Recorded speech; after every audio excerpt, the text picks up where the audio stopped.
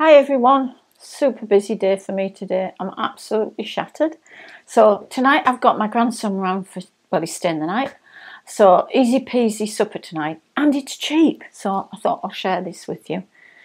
I'm doing it in the air fryer part of my Ninja 15-in-1. So I am using it as an air fryer tonight. I just picked up at Waitrose, but you can pick them up Tesco's, Asda, wherever. Chicken thighs. Okay, very cheap source of protein. Cooked right, they go lovely and crispy and really tasty. So we're having chicken fries, chips, and I've got a skillet on the hob behind me just roasting off peppers and red onion, ready as a side dish. So it's such an easy. Now they cost me £3.60. You possibly even get them cheaper at Tesco's, I don't know. It was in the like the economy range that Waitrose do, and yet it's good quality chicken from there. So, and then quite nice and meaty. I've tidied them up. If you get chicken thighs and you're serving them to your kids now, trim them up, take away some of the waste skin, because the rest will go lovely and crispy. Tonight what I'm going to do is I've got a dry rub I make myself, and this is one of my favourites. It consists of 2 small tablespoonfuls, not great heap things, 2 level tablespoonfuls of ground cumin, 1 level tablespoonful of dried thyme, which was out the garden from the summer, and then 1 level of fine salt. Okay, mix it all together like I've done, and I'm just going to rub it straight into the skins and the underneath and put them straight into the Ninja and turn it on. That basically is it, because you've got a lot of fat in the skin there. So I'm hoping they will actually, yeah, that's going to stay on there. Rub it in.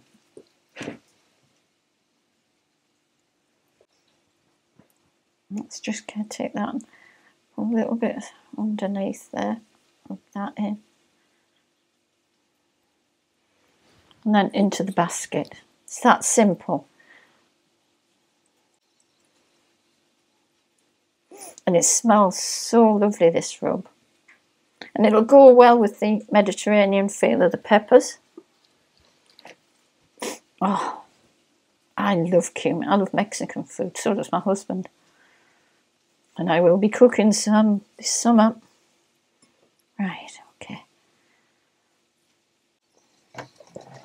Right, I'm just going to rub my hands before I touch the Ninja and turn it on. Wash my hands properly, I mean. Okay, guys, lovely clean hands. Let's get cracking. So that's them in there. Let's turn this on. I think they're only going to take no more than 15, so I'll take it down. And away we go. I've got chips set in here. I'm going to turn that on. Such a cheating tea tonight. And I think they're going to take about the same. Okay, see you very soon. I just hope these come out smelling and looking as delicious as they do right now. And there we go. And they look lovely. Lovely and crispy.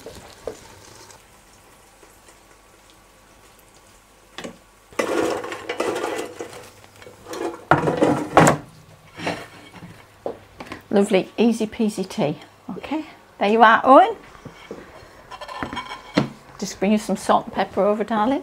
There you go. Try your chicken, but don't burn yourself. It is very hot.